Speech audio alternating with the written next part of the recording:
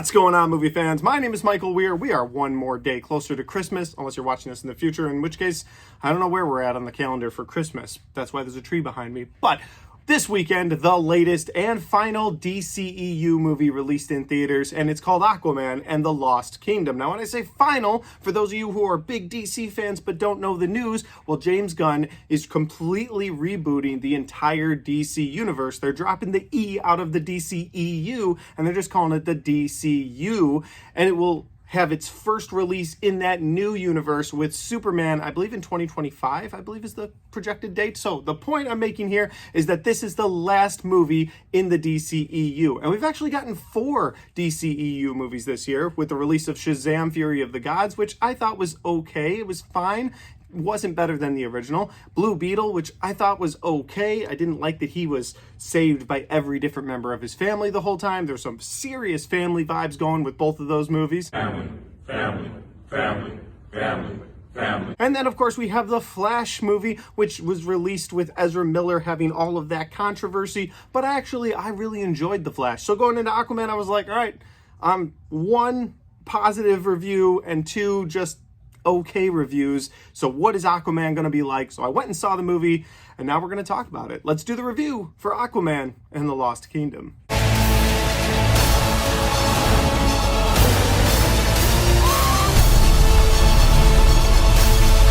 And so, guys, Aquaman and the Lost Kingdom is once again directed by horror master James Wan. And I think that horror element from James Wan really lends itself to this movie. And in the last movie dealt with the trench.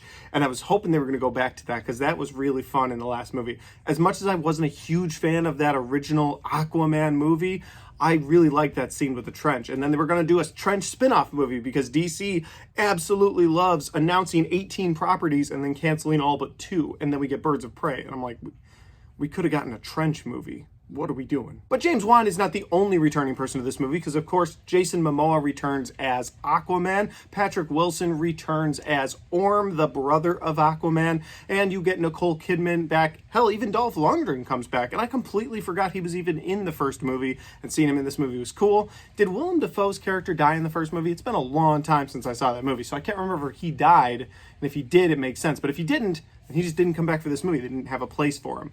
And that's fine. And finally, Yahya Abdul-Mateen comes back in this movie as Black Manta, and definitely the center villain of this movie, which I really appreciated. So I'll get into my synopsis here in a second, but I just want to touch on the fact that one of the things that irritated me with the original Aquaman movie was there were too many storylines. There was a storyline about him versus Black Manta. There's a storyline with him and Amber Heard's character, who will no longer be named in the rest of this review. My point is I was just making a reference to the fact that he had a storyline with her. Then you had his relationship with his mother, played by Nicole Kidman. You had his relationship to Atlantis and his relationship to the world above, and there was just so many different storylines. And then they had Pitbull doing a number in that movie, and I was like, what is going on? There's just too much in this movie. And then there were flashbacks to when he was a kid, and now he's an adult, and it was just too much. But this movie kept it simple, which is going to be one of my likes. We'll get to that in a little bit. But it did. It kept it simple, which is why right off the bat I had a better experience this time around than I did with that original movie. But I'll get into my likes and dislikes in a second. Let's talk about the synopsis. The movie kicks off with Aquaman sort of montaging through his daily routine. He has a baby now, and that baby pees in his face a lot. Like, there's a little too much of peeing in Aquaman's face for me in this movie, but that's fine. So you've got him with the baby there, and then at Atlantis, he's the king, but really there's this whole judicial board of people who make the real rules, and he's kind of kept in check as the king, and he doesn't like his life. Like, he really wants to be Aquaman of the Justice League, saving the day, whether it's on land or sea. He wants to be that guy. He doesn't want to sit on the throne, and he never wanted to. In the last movie, he only did it because his evil brother was going to go to war with the surface world unless he became the king and kind of stopped it all. So that's why he did that. So this movie shows him sort of dealing with the everyday life to start. And then on the other side of the board, you've got Black Manta, who is just filled with rage, filled with revenge, and somehow, I won't say how, finds the Black trident, and the Black Trident is linked to an entity that also wants revenge on not only Atlantis, but on the entire world itself. And so him and that entity sort of link up, and you've got your main villain and you've got your main hero, and they're gonna clash, and they clash several times. That is the synopsis that I can give you for this movie, and if that sounds like an interesting synopsis, well, you should go check this movie out in theaters. I went last night, took my son, he really enjoyed it. The movie's at a tight 2-hour runtime, which I appreciated, so it's not like you're sitting there for 3.5 hours. Yeah, I would say that I definitely recommend you go check this out if you're a fan of DC, superheroes, or just underwater. If it was, for whatever reason, for me, underwater or space, they're always the best on the big screen. Like, nothing compares here at my house if I watch space or underwater on a screen, but at the theater, it's just not comparable. It's awesome. So with that said, let's get into my positives and my negatives. So first positive I have for this movie is something we were just talking about, and that is the runtime and pace of this movie. It is so much better than that original Aquaman movie and some superhero movies that have been coming out lately. I never found like a lull in this movie where I was sitting there like, all right, come on, let's get to the next thing. And each scene didn't have to end with an explosion through a wall to get to the next scene. Like, that's how the entire first movie is, and it really started irritating me about halfway through the movie. I was like, are they gonna start like just cutting to the next scene without needing to have an explosion? Oh no? Okay. But this movie didn't do that, and I really appreciated that. The pace seemed fine in this movie. Again, keeping it at that tight runtime of just 2 hours. I think 2 hours and 4 minutes was perfect for me. It was a good... You could sit through that and not have to be like, oh, do I leave this part of the movie for the bathroom? Like, the 3+ hour blockbusters are really becoming too much for me. I like that this movie had a tight 2-hour runtime. And the next positive I have for this movie has to be Jason Momoa as Aquaman. Look, I always just enjoy him as Aquaman, and at times he's a little too over the top. There's a scene right at the end where you could tell they knew they were just on the way out of the DCEU, and they're like, we're not even going to write a script for you. Just do what you're going to do at that podium. Just go ahead. If you've seen the movie, you know what I'm talking about, because it seems like they just gave Jason Momoa the ability to say whatever he wanted to say. And so sometimes he's a little too much, but overall throughout the movie, that he's fun to watch as Aquaman. Whether he's angry fighting Black Manta or he's just having a good time, you feel like Jason Momoa was enjoying being the character one last time. And finally, the last positive I have for this movie is between Patrick Wilson and Jason Momoa as their characters of Aquaman and Orm, because they're brothers. And in the first movie, all you saw them do was fight and feud. And brothers do fight and feud, but brothers also find a way to get through that. And that's what this movie explores. And I really enjoyed that. Like, I really enjoyed that. When Aquaman and Orm originally get together in this movie and then have to go on a journey where they're saving the world together, but they're still acting like brothers. I think my favorite moment between them in this movie is this moment where they're in this jungle on the surface world, and Orm's never been to the surface world to enjoy anything, and so Aquaman's telling him, he's like, you've never had a cheeseburger? Oh, you would love it. And then he sees a cockroach and he grabs it and goes, oh, and humans love these, they're like the shrimp of the land. And he gets his brother to eat a cockroach, and it's gross and it's funny at the same time because Orm actually thinks it's enjoyable, and they play into that a little later in the movie too, which I also thought was fun. So yeah, I really enjoyed the back and forth between the two brothers. They felt like two brothers.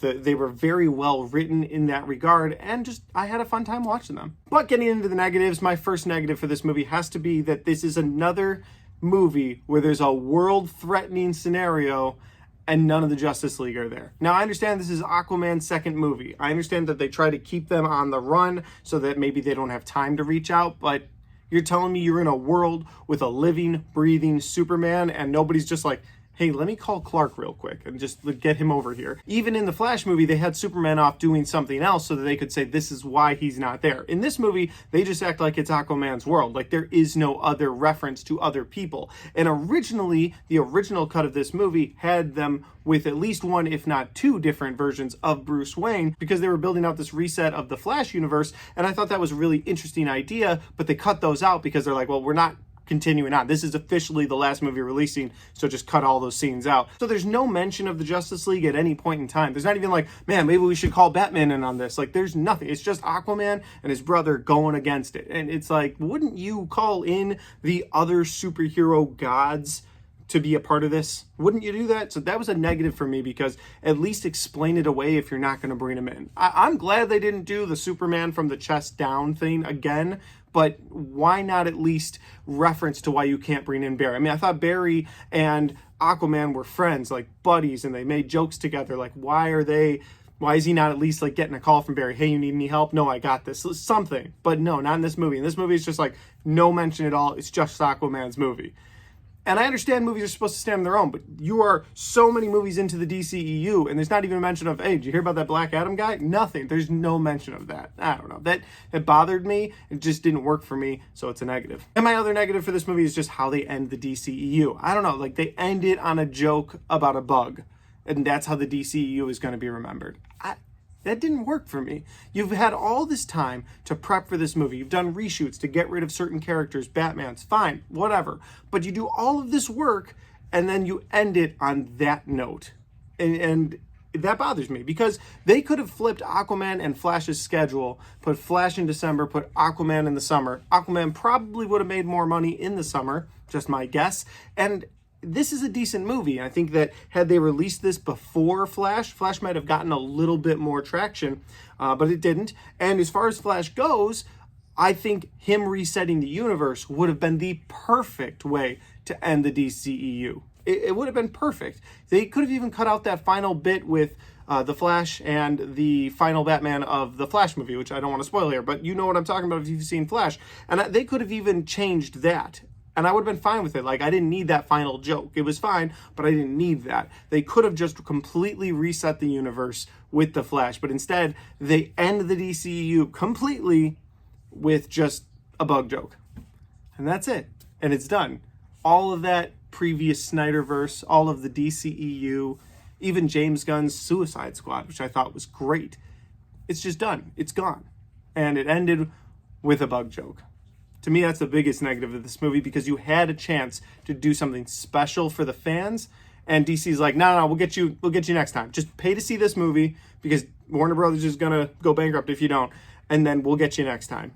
And that is a huge negative for me. And even though I was very negative, overall I'll say that Aquaman and the Lost Kingdom is an enjoyable time, although it should have been called Aquaman and the One Room that they're going to explore, not the Lost Kingdom, because that implies there's like this whole kingdom, but there's not. There's just like one basic room and bridge that they explore. So I get Lost Kingdom sounds better, but it's not a Lost Kingdom. Anyway, I think that if you enjoy the previous Aquaman movie, you like Jason Momoa, you'll like DC being a lot lighter and funnier, then I think you'll enjoy this movie. But if you're just sort of a casual fan, or you're not really that interested, you could wait for this thing to hit HBO Max, or hell, I think it'll even go to Netflix potentially, because HBO is looking for a way to make money, and so they're going to sell their DCEU properties to Netflix for a while is what I heard. We'll see if that happens. The point I'm making is it'll be somewhere to stream soon, and I don't think you'll really miss out on anything if you don't go to the theatrical release. But if you want to go to the theatrical release, I support that too. With all that said though, guys, those are just my opinions, because that's my review for Aquaman and the Lost Kingdom. Have you seen it yet? Are you going to see it this Christmas weekend? If you are, let me know in the comment section down below. If you've seen it, I'd love to know what you think about it. Maybe you agree or disagree with some of my positives or negatives. Again, I'm just always interested in your opinion. And finally, guys, if you like this video, don't forget to hit the like button, because it helps the video, it helps the channel, it helps me right here. Thanks for watching, and I'll see you next time.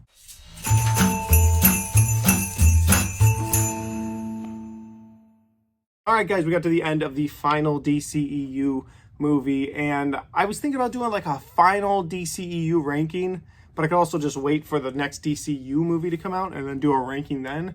Haven't decided yet. Would you guys like to see that? I'm going to be doing a lot of ranking videos in the next week, so let me know if you want to see that. But with that said, if you like this and you want to check out any of the other content on my channel, well, I've got all of my 2022 reviews right there, or all of my 2023 reviews right there.